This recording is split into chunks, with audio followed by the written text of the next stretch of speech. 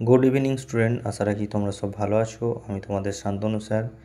আমি সপ্তম শ্রেণীর রায়মার্টিন প্রশ্ন বিজেতা 2025 সালের জিওগ্রাফি কয়েকটি এমসিকিউ এবং বড় প্রশ্ন তোমাদের সামনে তুলে ধরলাম সম্পূর্ণ সঠিকভাবে।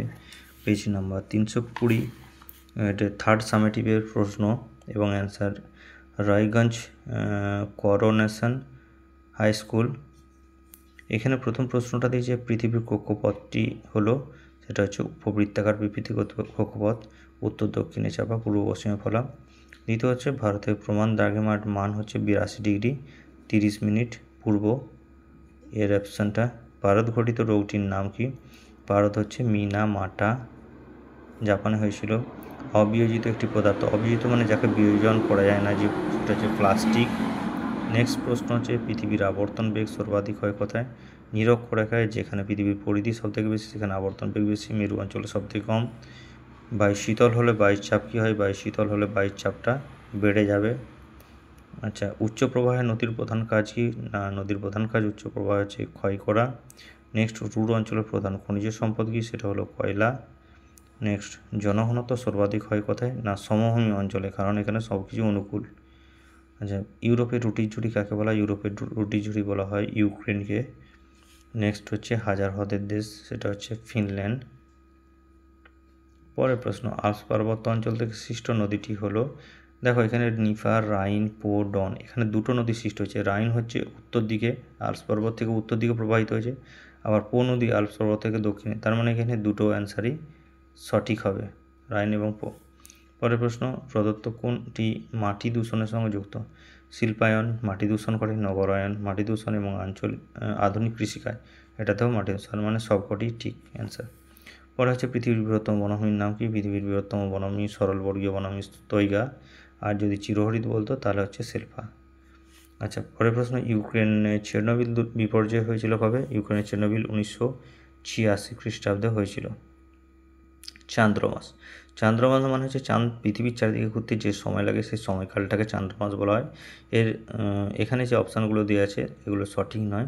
27.1 দিন বা 27 দিন 8 ঘন্টা সময় লাগে সম্পূর্ণরূপে পৃথিবীর দিকে ঘুরতে, তাই এটা অপশান হবে 27.1 দিন। পরের প্রশ্ন হচ্ছে 2 নম্বর, নিচের বিবৃতিগুলি সঠিক মানে ঠিক না ভুল সেটা লেখো। পরে প্রথম, লন্ডন অববাহিকার প্রধান নদী হচ্ছে রাইন। লন্ডন অববাহিকার প্রধান নদী রাইন নয়, টেমস হবে। দ্বিতীয়ত কি না, দুই নদীর মধ্যবর্তী স্থানের নাম ক্যানিয়ন। দুই নদীর মধ্যবর্তী স্থানকে দোয়াব বলে, এটা তার মানে ভুল। পরের প্রশ্ন, জল দূষণের ফলে ফ্লুরোসিস রোগ হয়? না, জল দূষণের ফলে ফ্লুরোসিস কোনোভাবে হয় না। ফ্লুরোসিস রোগ হয় ফ্লুরাইড দূষণের ফলে। জল দূষণের ফলে, জল দূষণের ফলে ফ্লুরোসিস রোগ হয়, সেটা হচ্ছে ফ্লুরাইড। পরের প্রশ্ন, হল্যান্ড হলো পোলার ভূমির সবচেয়ে বড় প্রকল্প। হল্যান্ড হলো পোলার ভূমির সবচেয়ে বড় প্রকল্প, সেটা হচ্ছে ভুল হবে, জুইডার্জি হচ্ছে সবচেয়ে বড় প্রকল্প। পরের প্রশ্ন, মাউন্ট এভারেস্ট ভারতে অবস্থিত? মাউন্ট এভারেস্ট ভারত নয়, নেপালেতে রয়েছে। আচ্ছা, পরের প্রশ্ন, উপযুক্ত শব্দকোষে শূন্যস্থান পূরণ। হোয়াংহো সমভূমি, লোয়েস সমভূমি উদাহরণ, হোয়াংহো সমভূমি। পরে হচ্ছে ড্যাশ তারিখে সূর্য থেকে পৃথিবীর দূরত্ব সবচেয়ে কম হয়? 3রা জানুয়ারি, যেটা অনুসূর অবস্থান বলা হয় পৃথিবীর। 3 নম্বর, তিব্বত মালভূমি হলো ড্যাশ মালভূমি। তিব্বত মালভূমি হচ্ছে পর্বতবেষ্টিত, বৃহত্তম পর্বতবেষ্টিত মালভূমি হচ্ছে তিব্বত। নেক্সট, ভারতের একটি অন্তর্বাহিনী নদী হচ্ছে লুনি। আচ্ছা, পরে হচ্ছে ঘোড়ার খুরের মতো দেখতে নদীর বাঁককে কী বলা হয়? সেটা হচ্ছে অশ্বক্রাকৃতি হ্রদ। 4 দাগের প্রশ্নগুলি দেখো।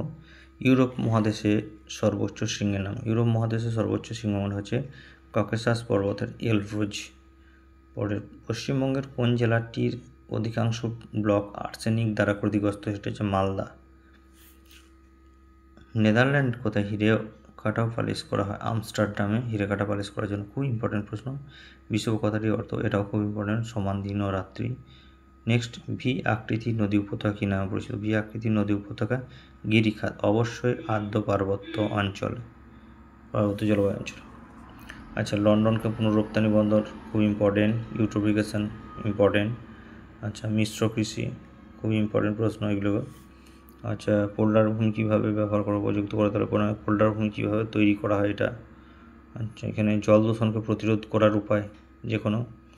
রুর শিল্পাঞ্চল গড়ে ওঠার 3টি কারণ, অক্ষরেখা তো ইম্পর্টেন্ট রয়েছে। আচ্ছা, এখান থেকে লন্ডন ও প্রাকৃতিক পরিবেশ মোটামুটি। ইউরোপ মহাদেশ সমৃদ্ধির পিছনে কারণ, খুব ইম্পর্টেন্ট। আচ্ছা, নদী সৃষ্ট, আচ্ছা এখানে বৃষ্টিপাত, হ্যাঁ উষ্ণতা ও বৃষ্টিপাত আঞ্চলিক তারতম্যের ভিত্তিতে ইউরোপের জলবায়ু শ্রেণীবিভাগ করে যে কোনো দুটি সংক্ষেপে আলোচনা করো। এইসব প্রশ্নগুলো মোটামুটি ইম্পর্টেন্ট আছে, দেখো ভালো করে এই প্রশ্নগুলো দেখে যাও। আমার যদি চ্যানেলটা একটু সাবস্ক্রাইব করে দেবে, আমি নতুন নতুন ভিডিও তোমাদের সামনে নিয়ে আসবো। আর একটা লাইক, কমেন্ট, শেয়ার, এবং সকলে ভালো থেকো। সকলকে অসংখ্য ধন্যবাদ আমার ভিডিওটি দেখার জন্য।